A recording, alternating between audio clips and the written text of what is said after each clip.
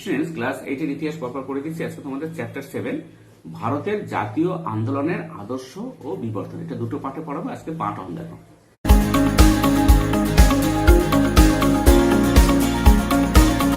ভারতে ঔপনিবেশ বিরোধী ও স্বাধীনতার জন্য আন্দোলনে 1919 খ্রিস্টাব্দ ও তার পরবর্তী সময় এক নতুন পর্যায়ে পৌঁছেছিল। এই সময়ে মোহনদাস করমচাঁদ গান্ধীর নেতৃত্বে জাতীয় কংগ্রেস পরিচালিত আন্দোলনগুলি ক্রমে গণ আন্দোলনে পরিণত হতে থাকে। গান্ধীজি যখন দক্ষিণ আফ্রিকা ছিলেন তখন কংগ্রেস ছিল, কিন্তু অন্য পর্যায়ে ছিল। কিন্তু গান্ধীজি দক্ষিণ আফ্রিকা থেকে যখন ভারতে আসেন তখন কিন্তু এই মোহনদাস করমচাঁদ গান্ধী যখন ভারতে আসেন তখন কিন্তু কংগ্রেসের আন্দোলন একটা অন্য মাত্রা অতিক্রম করে, অন্য মাত্রা পায়। এই আন্দোলনগুলি কংগ্রেস পরিচিত হলেও আন্দোলনগুলি কিন্তু আগে এতটা গণ আন্দোলন হতে পারেনি, কিন্তু গান্ধী আসার পরে একটা গণ আন্দোলনের চেহারা নেয়। পাশাপাশি অবশ্য কৃষক শ্রমিক আন্দোলনগুলিও চলেছিল, আর বামপন্থী ভাবনায় বিশ্বাসী রাজনৈতিক কর্মী ও সংগঠনগুলিও ঔপনিবেশ বিরোধী সংগ্রামে অংশ নিয়েছিল। কিন্তু 1919 খ্রিস্টাব্দ থেকে মোহনদাস করমচাঁদ গান্ধী ছিলেন ভারতের ব্রিটিশ বিরোধী সংগ্রামের প্রধানতম নেতৃত্ব। বিংশ শতকের প্রথম ভাগে ভারতের ঔপনিবেশ বিরোধী আন্দোলনের পাশাপাশি দুটি বিশ্বযুদ্ধ করেছিল। তার মধ্যে ছিল প্রথম বিশ্বযুদ্ধ 1914 থেকে 1919 খ্রিস্টাব্দ। তোমাদের অনেক সময় শর্ট প্রশ্ন আসে, চাকরি পরীক্ষা আসে। প্রথম বিশ্বযুদ্ধ কবে হয়েছিল? 1914 থেকে 1914 থেকে শুরু আর 1919 শেষ। চলাকালীন মহাত্মা গান্ধী ভারতে ফিরে আসেন। ভারতের সমাজ, রাজনীতি ও অর্থনীতিতে প্রথম বিশ্বযুদ্ধের প্রভাব পড়েছিল। এবার একটু টুকরো কথা জানো, ভারতের উপর প্রথম বিশ্বযুদ্ধের প্রভাব কি ছিল। এশিয়া ও ইউরোপের ছোট বড় অনেক দেশ প্রত্যক্ষ বা পরোক্ষভাবে প্রথম বিশ্বযুদ্ধে জড়িয়ে গিয়েছিল। ভারতও এর ব্যতিক্রম ছিল না। ব্রিটিশ সরকারের দেওয়া বিভিন্ন প্রতিশ্রুতি মেনে নিয়ে নরমপন্থীরা যুদ্ধে ব্রিটিশ সরকারের পাশে দাঁড়িয়েছিল। বহু ভারতীয় সৈন্য প্রথম বিশ্বযুদ্ধে প্রাণ হারায়। সামরিক খাতে খরচ বেড়ে গিয়েছিল, যার ফলে দরকারি জিনিসপত্রের দাম বেড়ে যায়। সেই সময় খাদ্যশস্য উৎপাদনও কমে গিয়েছিল। 1918-19 খ্রিস্টাব্দের মধ্যে দুর্ভিক্ষ ও সংক্রামক ব্যাধির কারণে কয়েক লক্ষ মানুষ মারা গিয়েছিল। ভারতের শ্রমিক আন্দোলন আগের তুলনায় অনেক সংগঠিত হতে থাকে। অর্থনৈতিক সংকট সামাজিক জীবনও বিশৃঙ্খলার সৃষ্টি করেছিল। ব্রিটিশ শাসনের প্রতি ভারতীয়দের মোহভঙ্গ হয়েছিল। এই যে প্রথম বিশ্বযুদ্ধের প্রভাবে প্রথম বিশ্বযুদ্ধে প্রচুর খরচ হয়েছিল, তো ব্রিটিশরা এদেশ থেকে কিন্তু অর্থ নিয়ে খরচ করেছে, আবার এদেশের লোকদের কিন্তু যুদ্ধে পাঠিয়েছে। তাহলে এখানে কি হয়েছিল? অর্থনৈতিক সমস্যা, এদেশের লোককে যুদ্ধে পাঠানো, সেটাও মানুষ মেনে নিতে পারেনি। তাহলে এই যে বিভিন্ন রকম বিশৃঙ্খলা, এই ব্রিটিশ শাসনের প্রতি ভারতীয়দের কিন্তু একটা মোহভঙ্গ হয় যে ভারতীয়রা এই ব্রিটিশ শাসন আর থাকবে না। এটা কিন্তু তখন থেকে শুরু হয়ে যায় আর কি। মহাত্মা গান্ধী দেখো, অহিংস সত্যাগ্রহ স্বরাজ ভাবনা। গান্ধীর আন্দোলন সংগঠিত করার মধ্যে কতগুলো নতুন ভাবনা ও পরিকল্পনার ছাপ দেখা গিয়েছিল। কয়েকটি আদর্শগত ভাবনা ও গান্ধীবাদী আন্দোলনের বৈশিষ্ট্য ছিল। ভারতবর্ষে আন্দোলনের নেতৃত্ব দেওয়ার আগে দক্ষিণ আফ্রিকায় গান্ধী বর্ণ বৈষম্য বিরোধী একটি গণ আন্দোলন চালিয়েছিলেন। সেই আন্দোলন থেকে ধীরে ধীরে গান্ধীবাদী বা সত্যাগ্রহের ধারণা তৈরি হয়েছিল। দক্ষিণ আফ্রিকায় বিভিন্ন ধর্ম, ভাষা, অঞ্চলের মানুষকে সঙ্গে নিয়ে লড়াই করেছিলেন গান্ধী। দক্ষিণ আফ্রিকাও সে ব্রিটিশরাই শাসন করতো, ভারতও ব্রিটিশরা শাসন করতো। সেই দক্ষিণ আফ্রিকা ছিল প্রচন্ড বর্ণবিদ্বেষী মনোভাব। সেই বর্ণবিদ্বেষী মনোভাব বিরুদ্ধে গান্ধী কিন্তু সেখানে আন্দোলন করেছিলেন। সেই আন্দোলন প্রচার পাওয়ার ফলে গান্ধী বিখ্যাত হয়ে পড়েছিলেন। সেই সময় ভারতের বিভিন্ন রাজনৈতিক নেতারা মূলত এক একটি অঞ্চলের নেতা ছিলেন, কিন্তু দক্ষিণ আফ্রিকান আন্দোলনের সুবাদে গোড়া থেকে গান্ধীর কোনো বিশেষ আঞ্চলিক ভাবমূর্তি তৈরি হয়নি। কংগ্রেসের যেসব নেতা ছিলেন তারা বিভিন্ন অঞ্চল থেকে ছিলেন, সেখানে তারা বেশি পরিচিত ছিলেন, কিন্তু গান্ধী কোনো অঞ্চলের ছিলেন না। গান্ধীজি ছিলেন বিদেশ থেকে আর কি। দক্ষিণ আফ্রিকায় তিনি প্রচার পেয়েছিলেন। তাহলে দক্ষিণ আফ্রিকা থেকে যখন ভারতে আসেন গান্ধী তখন অবিসংবিধিত নেতা হয়ে গেছেন সারা ভারতের আর কি। গান্ধীর সত্যাগ্রহ অহিংসার আদর্শ দুটি পরস্পর সম্পর্কিত। এ দুটিকে একসঙ্গে অহিংসা সত্যাগ্রহ বলা হয়। গান্ধী মনে করতেন সত্যের খোঁজ করাই মানব জীবনের চূড়ান্ত লক্ষ্য। ফলে সত্যের প্রতি আগ্রহ বা সত্যের প্রতি নিষ্ঠা রাজনৈতিক আন্দোলনেরও চূড়ান্ত উদ্দেশ্য হওয়া উচিত। পাশাপাশি হিংস্র পথের রাজনৈতিক প্রতিবাদ প্রতিরোধের পন্থাকেও গান্ধী সমালোচনা করেন। গান্ধীর আন্দোলনের চরিত্র একদিকে ছিল গণমুখী, অর্থাৎ অধিকাংশ জনগণকে আন্দোলনে টেনে আনার মাধ্যমেই অহিংস সত্যাগ্রহ সফল হবে, কিন্তু তার পাশাপাশি অহিংস ও সত্যাগ্রহের আদর্শ জনগণকে কঠোরভাবে মেনে চলতে হবে বলে গান্ধী মনে করতেন। যদিও গান্ধীর পরিচালিত আন্দোলনগুলিতে সবসময় অহিংসার আদর্শ পুরোপুরি বজায় থাকেনি, স্বাভাবিকভাবে তা নিয়ে বিব্রত গান্ধী হিংসাত্মক হয়ে পড়ার ফলে আন্দোলন রদ করার নজিরও রেখেছিলেন। গান্ধী কিন্তু সবসময় অহিংসভাবে আন্দোলন চাইতেন, কিন্তু আন্দোলন সবসময় অহিংস থাকতে পারে না, সময় সেটা অহিংস বাদ দিয়ে হিংসাত্মক হয়ে ওঠে, এবং হিংসাত্মক হয়ে উঠলে গান্ধীজি কিন্তু সেই আন্দোলন কিন্তু রদ করে দিয়েছেন। এবার দেখো একটু টুকরো কথা, মন্টেগু চেমস্ফোর্ড সংস্কার। প্রথম বিশ্বযুদ্ধের সময় ব্রিটিশ সরকার ভারতীয়দের যেসব অধিকার দেবে বলে ঘোষণা করেছিল তার কোনোটাই বাস্তবায়িত হয়নি। সেই পরিস্থিতিতে ভারত শাসনের আন্দোলন বা হোম রুল মুভমেন্ট জোরদার হয়ে উঠেছিল। সেই পরিপ্রেক্ষিতে ভারত সচিব মন্টেগু এবং লর্ড চেমস্ফোর্ড 1919 খ্রিস্টাব্দে ভারত শাসন আইন পাশ করেন। প্রশ্ন আসে ভারত শাসন আইন প্রথম পাশ হয় কবে? ভারত সচিব মন্টেগু ও লর্ড চেমস্ফোর্ড 1919 খ্রিস্টাব্দে ভারত শাসন আইন পাশ করেন। এই আইনে কেন্দ্রীয় ও প্রাদেশিক সরকারের মধ্যে বিভিন্ন ক্ষমতা ও দায়িত্ব ভাগ করে দেওয়া হয়, যদিও সংস্কারগুলি ভারতীয়দের সন্তুষ্ট করতে পারেনি, কারণ ভারতীয়দের স্বায়ত্তশাসনের দাবিকে মন্টেগু চেমস্ফোর্ড সংস্কারে মানা হয়নি। এবার তো কারেক্ট করছে গান্ধীজির স্বরাজ ভাবনা। 1909 খ্রিস্টাব্দে প্রকাশিত হিন্দ স্বরাজ নামের একটি রচনায় গান্ধী তার স্বরাজ বিষয়ক সামাজিক আদর্শগুলিকে স্পষ্ট করে বিশ্লেষণ করেছিলেন। ওই আলোচনায় গান্ধী বলেন যে কেবল ঔপনিবেশিক শাসন বা ব্রিটিশ সরকার নয়, পুরো পাশ্চাত্য আদর্শ ভিত্তিক আধুনিক শিল্প সমাজই ভারতের সাধারণ মানুষের শত্রু। গান্ধীর মতে কেবল রাজনৈতিকভাবে স্বরাজের দাবিকে অর্ধেক স্বাধীনতার দাবি, রাজনৈতিকভাবে স্বাধীন যে স্বরাজের দাবি সেটা শুধু অর্ধেক স্বাধীনতা, কারণ তার ফলে ব্যক্তিগতভাবে ব্রিটিশ না থাকলেও ব্রিটিশ সুলভ ভাবনা চিন্তা থাকবে। ফলে শুধু ঔপনিবেশিক শাসনকে হটালেই হবে না, তার সঙ্গে ঔপনিবেশিক শাসনের হাত ধরে যা কিছু সমাজে গড়ে উঠেছে সেগুলোরও বিসর্জন দিতে হবে। গান্ধী মনে করতেন সবাইকে চাষিদের মতো সহজ সরল জীবনযাপন করতে হবে, মানে যারা কৃষি কাজ করে আর কি। এই সরল জীবনযাপনের আদর্শের সঙ্গে খাদির পোশাক ও চরকা কাটার কর্মসূচিও যুক্ত হয়েছিল। যন্ত্র নির্ভর আধুনিক সভ্যতার প্রতি গান্ধীর বিরোধিতা দেখা যায় হিন্দ স্বরাজের আলোচনায়। এই জন্য গান্ধীজি নিজেই চরকা কেটে নিজেই তার পোশাক পরতেন। চরকা কাটায় ব্যস্ত, গান্ধীর ছবি দেখুন তোমার বইতে দেওয়া আছে। এবার দেখো, স্বাভাবিকভাবে গান্ধীর পাশ্চাত্য যন্ত্র নির্ভর সভ্যতা বিরোধী বক্তব্য সবাই সমর্থন করেননি। বিশেষত খেয়াল করার মতো বিষয় যে গান্ধী নিজেই তার বক্তব্য প্রচার করার কাজে সংবাদপত্রকে ব্যবহার করেছিলেন, অথচ সংবাদপত্র আধুনিক যন্ত্র নির্ভর সভ্যতার একটি প্রধান নমুনা ছিল। পাশাপাশি দেশের বিভিন্ন প্রান্তে যাতায়াতের ক্ষেত্রেও গান্ধী রেল ব্যবস্থার সুবিধা নিয়েছিলেন। এবার দেখো একটু টুকরো কথায় চরকা প্রসঙ্গে রবীন্দ্রনাথ কি বলেছিলেন। স্বরাজ জিনিসটা কি আমাদের দেশনায়করা স্বরাজের সুস্পষ্ট ব্যাখ্যা করেননি। স্বাধীনতা শব্দটার মানে বিস্তৃত। নিজের চরকায় নিজের সুতো কাটবার স্বাধীনতা আমাদের আছে, কাটিনে তার কারণ কলের সুতোর সঙ্গে সাধারণত চরকা সুতো পাল্লা রাখতে পারে না। হয়তো পারে, কিন্তু যদি ভারতের বহু কোটি লোক আপন বিনামূল্যের অবসরকাল সুতো কাটায় নিযুক্ত করে চরকার সুতোর মূল্য কমিয়ে দেয়, এটা সম্ভবপর নয়। দ্বিতীয় কথা হচ্ছে এই যে দেশে সকলে মিলে চরকা চালালে অর্থকষ্ট কিছু দূর হতে পারে, কিন্তু সেও স্বরাজ নয়। চরকা কাটা স্বরাজ সাধনার প্রধান অঙ্গ, একথা যদি সাধারণের স্বীকার করে তবে মানতেই হয় সাধারণের মতো স্বরাজটা একটা বাহ্য ফললাভ।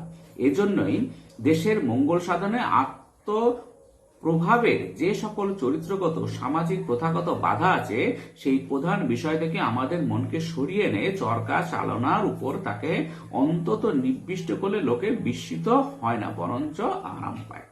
স্বরাজকে যদি প্রথমে দীর্ঘকাল কেবল চরকায় সুতো আকারে দেখতে থাকি তাহলে আমাদের সেই দশাই হবে। এই রকম অন্ধ সাধনায় মহাত্মার মতো লোক হয়তো কিছুদিনের মতো আমাদের দেশের একদল লোককে প্রবৃত্ত করতেও পারেন, কারণ তার ব্যক্তিগত মাহাত্ম্যের পরে তাদের শ্রদ্ধা আছে। এই জন্য তার আদেশ পালন করাকেই অনেকে ফল লাভ বলে গণ্য করে। আমি মনে করি এরকম মতি স্বরাজ লাভের পক্ষে অনুকূল নয়। এটা উদ্ধৃত অংশটি রবীন্দ্রনাথ ঠাকুরের স্বরাজ সাধন প্রবন্ধ থেকে নেওয়া হয়েছে। এবার দেখো, বিভিন্ন কর্মসূচির পাশাপাশি গান্ধী নিজের ব্যক্তিত্বকে একটা ছাঁচে রূপ দেন। হাঁটুর উপরে সাধারণ কাপড় পরা, সরল ভাষায় কথা বলা শুরু করেন তিনি। তার পাশাপাশি গ্রাম জীবনের সঙ্গে জড়িত নানা লোকধর্মের প্রতীক ব্যবহার করতে শুরু করেন গান্ধী। এর ফলে দেশের অসংখ্য সাধারণ মানুষের কি আপনজন হয়ে ওঠেন মোহনদাস করমচাঁদ গান্ধী। কিন্তু জনপ্রিয় লোকধর্মের অনুষঙ্গে ব্যবহার করেন উল্টো বিপদ ছিল। তুলসীদাসী রামায়ণ বা রামরাজ্য প্রভৃতি প্রতীক ও ধারণা বাস্তবে উত্তর ও মধ্য ভারতের হিন্দু জনগণের কাছে গ্রহণযোগ্য ছিল, কিন্তু দেশের অনেক সংখ্যক অন্যান্য ধর্মাবলম্বী গোষ্ঠীর কাছে ওই প্রতীকগুলো গুরুত্ব তেমন ছিল না। বরং হিন্দু ধর্মীয় প্রতীক ব্যবহারের ফলে গান্ধীর আদর্শের মধ্যে একটা অংশের সর্বজনীনতা নষ্ট হয়েছিল। মানে গান্ধী যে হিন্দু ধর্মের এই যেসব প্রতীক ব্যবহার করেন, কিন্তু ভারত তো শুধু হিন্দু ধর্মের নয়, হিন্দুদের নয় শুধু ভারত, তারা ভারতে অন্যান্য ধর্মের লোক বাস করে, তারা কিন্তু এটা ভালোভাবে নেননি আর কি। এবার তো একটা টুকরো কথায় গান্ধী ও গুজব। মহাত্মা গান্ধীর নেতৃত্বে আন্দোলনগুলি সংগঠিত হওয়ার ক্ষেত্রে গুজবেরও জনশ্রুতির একটা বড় ভূমিকা ছিল। বস্তুত গুজব ও জনশ্রুতি অনেক ক্ষেত্রে জনগণকে স্বতঃস্ফূর্তভাবে আন্দোলনে টেনে এনেছিল। অনেক মানুষ বিশ্বাস করতেন গান্ধী একজন ক্ষমতাবান সাধুর মতো, কৃষকেরা যেমন বিশ্বাস করতেন গান্ধী জমিদারি শোষণকে আটকাবেন, আবার আসামের চা বাগানের কুলিরা তাদের বাগিচা ছেড়ে চলে এসে দাবি করেন তারা গান্ধীর আদেশ মোতাবেক কাজ করেছেন। কোথাও গান্ধী ছিলেন দেবতার মতো। বাংলায়ও উপজাতি সমাজের মানুষেরা মনে করতেন গান্ধীর নাম নিলে ব্রিটিশ পুলিশের গুলিও কোনো ক্ষতি করতে পারবে না। অবশ্য অনেক ক্ষেত্রে ওইসব আন্দোলনগুলি গান্ধীর ঘোষিত মত ও পথের বাইরে এমনকি বিরোধী হয়ে পড়েছিল। এবার দেখো, মহাত্মা গান্ধীর নেতৃত্বে 3টি আঞ্চলিক আন্দোলন। 1915 খ্রিস্টাব্দে দক্ষিণ আফ্রিকা থেকে গান্ধী ভারতবর্ষে আসেন। এর পরবর্তী 3 বছর 3টি আঞ্চলিক আন্দোলনের সঙ্গে যুক্ত হয়েছিলেন গান্ধী। অতীতে জাতীয় কংগ্রেস নেতৃত্বে একটি সর্বভারতীয় কর্মসূচি নিত, তারপর অঞ্চল অনুযায়ী সেই কর্মসূচিগুলিকে বাস্তবরূপিত। অন্যদিকে মহাত্মা গান্ধী স্থানীয় 3টি বিষয় নিয়ে আঞ্চলিক পর্যায়ে আন্দোলন শুরু করেছিলেন। বিহারের চম্পারণে নীল চাষীদের অনেক দিন ধরে নীল চাষ বিরোধী ক্ষোভ জমা হয়েছিল। স্থানীয় কিছু ব্যবসায়ী, শিক্ষক প্রভৃতি ব্যক্তিরা চাষীদের বিক্ষোভ আন্দোলনে নেতৃত্ব দিতে শুরু করেন। সেই অর্থে চম্পারণের আন্দোলনে গান্ধীর ভূমিকা খানিক সীমিত ছিল, কিন্তু স্থানীয় চাষীদের কাছে গান্ধী ছিলেন রামায়ণের রামের মতো। তারা মনে করতেন গান্ধী এসে যাওয়ার ফলে ঠিকা চাষীরা আর রাক্ষস কুঠিয়ালদের ভয় করবে না। কিন্তু চম্পারণের আন্দোলন কিছু ক্ষেত্রে অহিংস সত্যাগ্রহের নীতিকে অতিক্রম করে গিয়েছিল। গুজরাটের খেড়া জেলায় গান্ধীবাদপন্থী সত্যাগ্রহ আন্দোলন শুরু হয়েছিল। সেখানে বাড়তি রাজস্ব কমানোর দাবিতে কৃষকেরা একজোট হন আর কি, কিন্তু নামমাত্র রাজস্ব ছাড় দেওয়া হয়েছিল। ফলে খেড়ায় আন্দোলন বিশেষ সফল হয়নি। এরপর গান্ধীজি আহমেদাবাদ মিল মালিক ও শ্রমিকদের সংঘাতের মধ্যে হস্তক্ষেপ করেন। সেখানে শ্রমিকদের দাবি অনুযায়ী মজুরি বৃদ্ধির আন্দোলনের পক্ষে গান্ধী অনশন শুরু করেন। শেষ পর্যন্ত দাবির থেকে কম হলেও শ্রমিকদের মজুরি খানিকটা বাড়ানো হয়েছিল। এইভাবে 1919 খ্রিস্টাব্দের গোড়ার দিক পর্যন্ত সর্বভারতীয় রাজনীতিতে গান্ধীর ভূমিকা স্পষ্ট ছিল না, কিন্তু রাওলাট আইন চালু করাকে কেন্দ্র করে গান্ধী সর্বভারতীয় স্তরে আন্দোলনের পরিকল্পনা করেন। এবার দেখো টুকরো কথায় রাওলাট সত্যাগ্রহ ও জালিয়ানওয়ালাবাগের ঘটনা। 1919 খ্রিস্টাব্দের মার্চ মাসে এস.এ.টি. রাওলাটের নেতৃত্বে একটি কমিটি 2টি বিল আইনসভায় পেশ করে। বিল মানে কোনো আইন পাশ করার আগে প্রথমে আনাকে বলে বিল, এবং সেই বিলটি যখন সই হয়ে যায়, রাষ্ট্রপতি বা প্রধানের সই হয়ে যায়, রাষ্ট্রপতি সই হয়ে গেলে তখন সেটা আইনে পরিণত হয়। দেখো, ওই বিল দুটিকে বিপ্লবী আন্দোলনের আটকানোর জন্য ব্রিটিশ সরকারের হাতে আরো বেশি দমনমূলক ক্ষমতা দেওয়ার কথা বলা হয়েছিল। ওই বিল দুটির বিরুদ্ধে মহাত্মা গান্ধী সত্যাগ্রহ আন্দোলন করেছিলেন। ওই বছরই 6 এপ্রিল সাধারণ ধর্মঘটের মাধ্যমে জাতীয় স্তরে আন্দোলন শুরু হয়। তার 3 দিন পরে গান্ধী জেলে যাওয়ার পর আন্দোলন হিংসামূলক হয়ে ওঠে। পাঞ্জাব প্রদেশে রাওলাট সত্যাগ্রহের বিরুদ্ধে ব্রিটিশ সরকার চূড়ান্ত দমনমূলক নীতি নিয়েছিল। 1919 খ্রিস্টাব্দের 13 এপ্রিল অমৃতসরের জালিয়ানওয়ালাবাগের অনেক মানুষ নিরস্ত্র প্রতিবাদে সামিল হয়েছিলেন। অথচ সেই নিরস্ত্র মানুষদের উপর চূড়ান্ত সন্ত্রাস চালায় সেনাবাহিনীর কমান্ডার মাইকেল ও ডায়ার। জালিয়ানওয়ালাবাগে একটি মাত্র বেরোনোর পথ ছিল, সেই পথটি আটকে রেখে প্রতিবাদী মানুষদের উপর টানা গুলি চালিয়ে যাওয়া হয়। অসংখ্য মানুষ হতাহত হন। এই অত্যাচারের বিরুদ্ধে তীব্র প্রতিবাদ জানিয়েছিলেন ভারতবাসীরা। রবীন্দ্রনাথ ঠাকুর ওই বর্বর হত্যাকাণ্ডের প্রতিবাদে স্যার উপাধি ত্যাগ করেছিলেন। আর টুকরো কথা জানো, খিলাফত আন্দোলন। প্রথম বিশ্বযুদ্ধে গ্রেট ব্রিটেন তুরস্কের বিরুদ্ধে যুদ্ধ ঘোষণা করে। ভারতীয় মুসলমানদের মধ্যে এই ঘটনায় তীব্র প্রতিক্রিয়া শুরু, কারণ তুরস্কের সুলতান ছিলেন ইসলাম জগতের খলিফা। 1918 খ্রিস্টাব্দে তুরস্কের সুলতানকে ক্ষমতা থেকে সরিয়ে দেওয়া হয়। তুরস্কের প্রতি সহানুভূতি সম্পন্ন মুসলিম লীগের কিছু নেতা খলিফার মর্যাদা ও সম্মান পুনরুদ্ধারের জন্য খিলাফত আন্দোলন গড়ে তোলেন। 1919 খ্রিস্টাব্দে মার্চ মাসে খিলাফত কমিটি গড়ে ওঠে। ওই কমিটির অন্যতম নেতা ছিলেন মহাত্মা গান্ধী। অহিংস অসহযোগ থেকে ভারত ছাড়ো আন্দোলন, মহাত্মা গান্ধীর বিক্ষোভ প্রদর্শনের বিবর্তন। রাওলাট সত্যাগ্রহের পরে 3টি প্রধান জাতীয় আন্দোলনে নেতৃত্ব দিয়েছিলেন মহাত্মা গান্ধী। সেগুলি হলো যথাক্রমে অহিংস অসহযোগ আন্দোলন, আইন অমান্য আন্দোলন ও ভারত ছাড়ো আন্দোলন। অবশ্য অসহযোগ আন্দোলনের আগে খিলাফত আন্দোলনে যোগ দেন গান্ধী। সেই আন্দোলনের সূত্রে ভারতবর্ষের হিন্দু ও মুসলমানদের একজোট করে ব্রিটিশ বিরোধী আন্দোলন গড়ে তোলার উদ্দেশ্য ছিল গান্ধী। খিলাফত আন্দোলনের রেশ ধরে 1921 খ্রিস্টাব্দের জানুয়ারি মাসে অহিংস অসহযোগ আন্দোলন ডাক দেওয়া হয়। গোড়ার দিকে ছাত্ররা স্কুল কলেজ ছেড়ে আন্দোলনে যোগ দেয়। অনেক আইনজীবী আদালত থেকে ও মধ্যবিত্ত মানুষ সরকারি চাকরি থেকে পদত্যাগ করেন। পাশাপাশি জাতীয় বিদ্যালয় তৈরির উদ্যোগে নেওয়া হয়েছিল। ধীরে ধীরে আন্দোলন অহিংস থেকে উগ্র রূপ নিতে থাকে। বিদেশি দ্রব্য বয়কটের পাশাপাশি জনসমক্ষে বিদেশি কাপড় পরানোর উদ্যোগ নেওয়া হয়। অসহযোগ আন্দোলনে হিংস্র চরিত্র থেকে শেষ পর্যন্ত গান্ধী আন্দোলন স্থগিত করে দেন। এবার দেখো চৌরিচেরার ঘটনা। অসহযোগ আন্দোলন সর্বোচ্চ অহিংস ছিল না, এমনকি গান্ধী চেষ্টা করেও সবসময় জনগণকে সংযত রাখতে পারেননি। হিংসা চূড়ান্ত প্রকাশ করেছিল উত্তরপ্রদেশের গোরক্ষপুর জেলার চৌরি চৌরা গ্রামে 1922 খ্রিস্টাব্দের 4 ফেব্রুয়ারি। ওই গ্রামের স্থানীয় মানুষেরা প্রতিবাদ জানাতে সমবেত হন। ক্রমে পুলিশ ও জনতার মধ্যে সংঘর্ষ বাধে। জনতার তাড়ায় পুলিশরা থানায় ঢুকে পড়লে থানার দরজা বন্ধ করে বাইরে থেকে আগুন লাগিয়ে দেওয়া হয়। এই ঘটনায় গান্ধী অহিংস অসহযোগ আন্দোলন তুলে নিয়েছিলেন। তার মনে হয়েছিল দেশবাসী তখনও অহিংস আন্দোলনের জন্য উপযুক্ত হয়ে ওঠেনি। তবে জাতীয় কংগ্রেসের নেতা এই সিদ্ধান্তের জন্য গান্ধীর সমালোচনা করেছিলেন, কিন্তু গান্ধী অনড় ছিলেন। গান্ধী সবসময় চাইতেন অহিংসভাবে আন্দোলন হোক। অহিংস আন্দোলনের বিরুদ্ধে যখনই যেত গান্ধী তখন সেই আন্দোলন প্রত্যাহার করে নিতেন।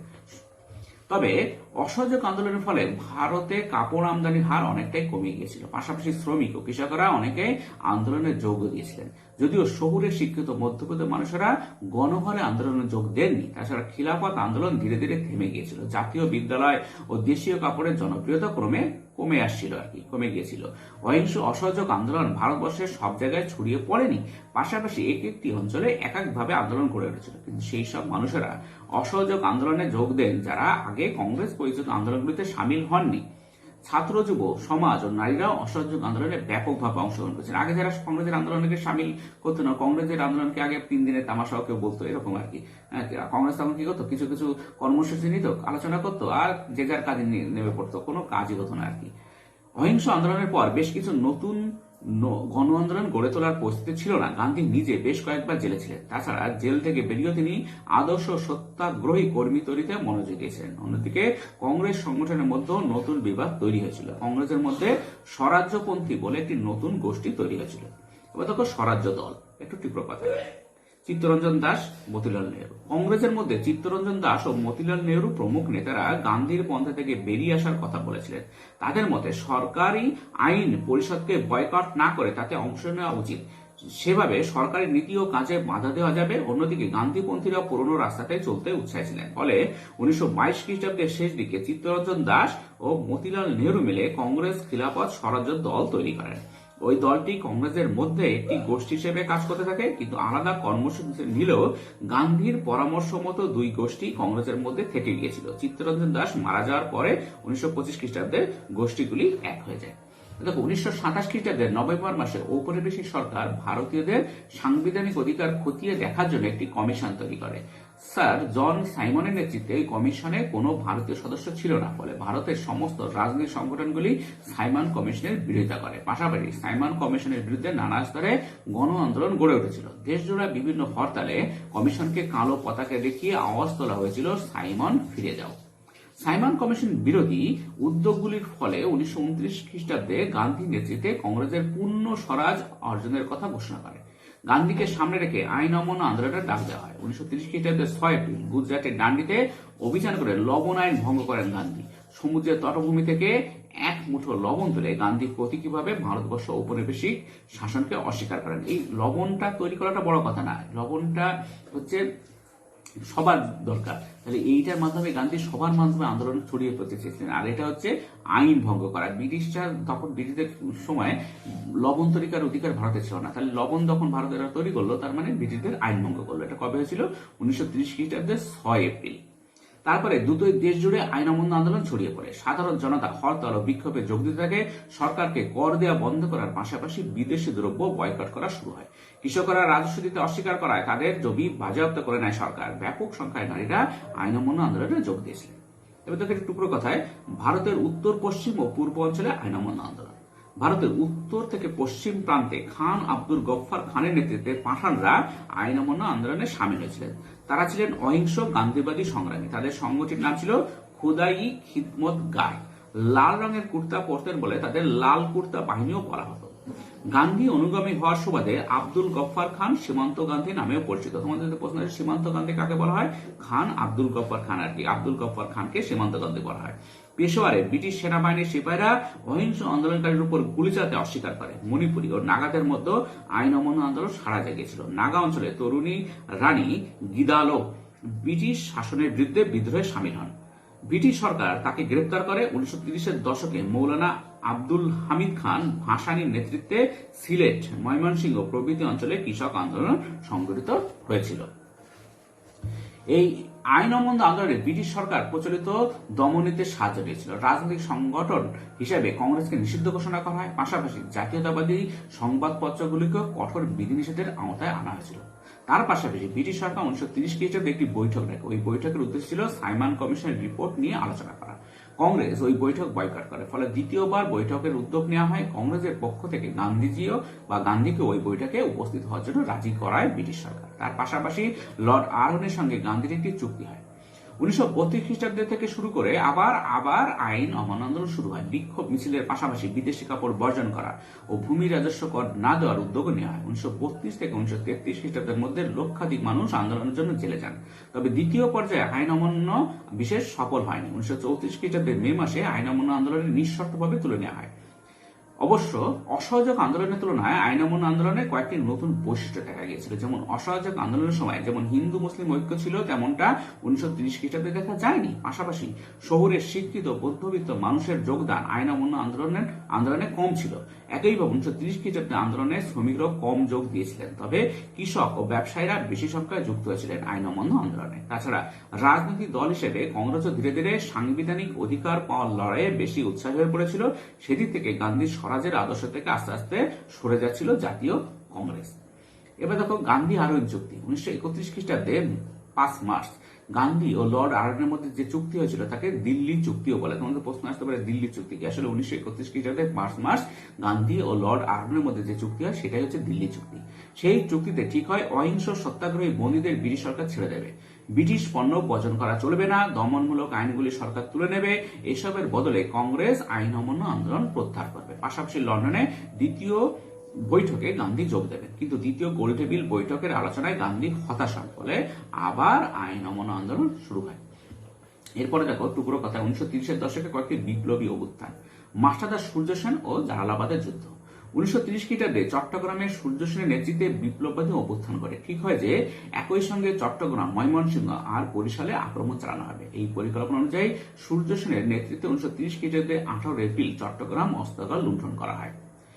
অস্ত্রাগার লুণ্ঠ করার পরে 22 এপ্রিল বিপ্লবীরা জালালাবাদ পাহাড়ে আশ্রয় নেয়। সেখানে ব্রিটিশ সেনার সঙ্গে বিপ্লবীদের লড়া হয়। এই লড়াইয়ে বিপ্লবীদের 11 জন নিহত হন। এরপর গেরিলা কায়দায় যুদ্ধ পরিচালনার কর্মসূচি নিয়ে বাকি বিপ্লবীরা জালালাবাদ থেকে চারিদিকে ছড়িয়ে পড়েন। সূর্য সেনের সঙ্গে ছিলেন গণেশ ঘোষ, অনন্ত সিংহ, লোকনাথ বল, নির্মল সেন, হিমাংশু সেন, বিনোদ দত্ত প্রমুখ।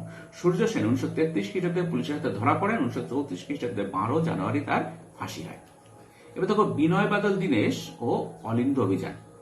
1930 খ্রিস্টাব্দে 8 ডিসেম্বর বিনয় বসু, বাদল গুপ্ত ও দীনেশ গুপ্ত রাইটার্স বিল্ডিং আক্রমণ করেন। তাদের সাহায্য করলেন রসময় সুর ও নিকুঞ্জ সেন। বিনয়, বাদল, দীনেশ রাইটার্স বিল্ডিং এর অলিন্দে ঢুকে কারা বিভাগের ইন্সপেক্টর জেনারেল সিমসন সহ আরো 2 জনকে হত্যা করেন। পুলিশ বাহিনীর সঙ্গে বিপ্লবীদের দীর্ঘক্ষণ ধরে চলে গুলির লড়াই। শেষ মুহূর্তে ধরা পড়ার আগে বাদল বিষ খেয়ে আত্মহত্যা করেন। কদিন পরে আহত বিনয়ের মৃত্যু হয়। দীনেশ সুস্থ হয়ে উঠলেও তার ফাঁসি হয়। এবার দেখো ভগৎ সিং। পাঞ্জাবে চন্দ্রশেখর আজাদ এর প্রতিবাদী হিন্দুস্তান রিপাবলিকান পার্টির সদস্য পদ নিয়েছিলেন ভগৎ সিং। পরে ভগৎ নিজে তৈরি করেন নওজওয়ান ভারত সভা সংগঠন। ভগতের অনুগামীদের মধ্যে ছিলেন রামপ্রসাদ বিসমিল, আশফাক উল্লাহ। কাকরি স্টেশনে রেল ডাকাতির অভিযোগে ব্রিটিশ সরকার ভগৎ সিং ও তার সহযোগীদের বিরুদ্ধে কাকরি ষড়যন্ত্র মামলা 1925 খ্রিস্টাব্দ করে। এই মামলায় রামপ্রসাদ বিসমিল, আশফাক উল্লাহ সহ 4 জনের ফাঁসি হয়। ব্রিটিশ পুলিশের হাতে নিহত লালা লাজপত রায়ের মৃত্যুর প্রতিশোধ নিতে ভগৎ সিং লাহোরে সরকারি পুলিশের সুপার স্যান্ডার্সকে হত্যা করেন। 1929 খ্রিস্টাব্দে 8 এপ্রিল কেন্দ্রীয় আইনসভা কক্ষে ভগৎ সিং ও বটুকেশ্বর দত্ত বোমা ফেলেন এবং 2 জনেই স্বেচ্ছায় ধরা দেন। সেই ঘটনায় বিপ্লবী রাজগুরু ও সুখদেব সহ অনেকে ধরা পড়েন। ব্রিটিশ প্রশাসন এই পরিপ্রেক্ষিতে 1929 খ্রিস্টাব্দে লাহোর ষড়যন্ত্র মামলা শুরু করে। সেই মামলার রায়ে 1931 খ্রিস্টাব্দে ভগৎ সিং, সুখদেব ও রাজগুরুর ফাঁসি হয়। ইনকিলাব জিন্দাবাদ বা বিপ্লব দীর্ঘযোগী হোক কথাটিকে ভগৎ সিং ও সহযোগীরা জনপ্রিয় করে তোলেন। 1942 খ্রিস্টাব্দে ভারত ছাড়ো আন্দোলনের সময় মহাত্মা গান্ধীর অহিংস সত্যাগ্রহের আদর্শ সবসময় টিকে ছিল না। গান্ধী নিজে করেঙ্গে ইয়া মরেঙ্গে ডাক দিয়ে আন্দোলনের মেজাজ বদলে দিয়েছিলেন। গান্ধীজি ছিলেন অহিংস, কিন্তু এই যে বলে দেন করেঙ্গিয়ে মরেঙ্গে, এটাই কিন্তু আন্দোলনের মেজাজটাই বদলে যায়। ব্রিটিশ শাসকের প্রতি তার বক্তব্য ছিল ব্রিটিশরা ভারত ছেড়ে চলে যাক, তারপর যে পরিস্থিতি হোক তার দায়িত্ব গান্ধী নিজে নেবেন। পাশাপাশি ভারত জোড়া আন্দোলনের নানান অংশে জনগণ সক্রিয়ভাবে অংশ নিয়েছিলেন। ওই বছরের 9 আগস্ট ব্রিটিশ সরকার আন্দোলনের প্রধান নেতাদের গ্রেপ্তার করে। সেই দিন নেতৃত্ববিহীন সাধারণ মানুষের ভারতের নানান জায়গায় স্বতঃস্ফূর্তভাবে আন্দোলন চালিয়ে যান। বস্তুত নেতাহীন আন্দোলন যে অতদূর চলবে তা কংগ্রেস নেতৃত্ব ভাবতে পারেনি, কারণ তখন প্রথম শ্রেণীর সব নেতাদের ব্রিটিশ বন্দী করে। তা সত্ত্বেও কিন্তু আন্দোলন কোনো থেমে থাকেনি। ভারত ছাড়ো আন্দোলনের প্রথম দিকে মূলত শহরগুলোকে কেন্দ্র করে গড়ে উঠেছিল হরতাল ও বিক্ষোভ মিছিলের পাশাপাশি নানান জায়গায় জনগণের সঙ্গে পুলিশ ও সেনাবাহিনীর সংঘর্ষ হয়েছিল। শহরের ছাত্রছাত্রীরা এই পর্যায়ে আন্দোলনের সামনের সাথে ছিল। আগস্ট মাসের মাঝামাঝি সময় শহর থেকে আন্দোলনের ভরকেন্দ্র গ্রামের দিকে সরে থাকে। ব্যাপক সংখ্যায় কৃষকরা আন্দোলনে যোগ দেন। বিভিন্ন অঞ্চলে যোগাযোগ ব্যবস্থা সম্পূর্ণ অচল করে দেওয়া হয়। এমনকি কয়েকটি অঞ্চলে আন্দোলনকারীরা জাতীয় সরকার তৈরি করেছিলেন। মেদিনীপুরের তার মধ্যে এটা টুকরো কথায় তাম্রলিপ্ত জাতীয় সরকার। মেদিনীপুরের তমলুক মহকুমায় সতীশ চন্দ্র সামন্তের নেতৃত্বে তাম্রলিপ্ত জাতীয় সরকার গঠিত হয়। 1942 খ্রিস্টাব্দের 8 সেপ্টেম্বর জনৈক মিল মালিক খাদ্যশস্য পাচার করতে গেলে গ্রামবাসীদের সঙ্গে সংঘাত বাধে। তারপর থেকে তমলুক, মহিষাদল, নন্দীগ্রাম, ভগবানপুর প্রভৃতি অঞ্চলের যোগাযোগ ব্যবস্থা ভেঙে দেওয়া হয়। 29 সেপ্টেম্বর অনেক মানুষ মিছিল করে থানায় বিক্ষোভ দেখাতে গেলে পুলিশ গুলি চালায়। তমলুকের বৃদ্ধা বিদ্রোহিনী মাতঙ্গিনী হাজরা আন্দোলনের নেতৃত্ব দিতে গিয়ে পুলিশের গুলিতে মারা যান। কিছুদিন পরে ঘূর্ণিঝড়ে মেদিনীপুরের কৃষি ব্যবস্থা ভেঙে পড়ে। সরকারি তরফে যথেষ্ট ত্রাণ পাঠানো হয়নি, ফলে তাম্রলিপ্ত জাতীয় সরকারের উদ্যোগে দুর্গত মানুষদের সহায়তায় স্বেচ্ছাসেবকরা কাজ করতে থাকেন। পাশাপাশি ধনী ব্যক্তিদের বাড়তি ধান গরিবদের মধ্যে বিলিয়ে দেওয়া হয়। 1944 খ্রিস্টাব্দের সেপ্টেম্বর মাস পর্যন্ত তাম্রলিপ্ত জাতীয় সরকার টিকে ছিল।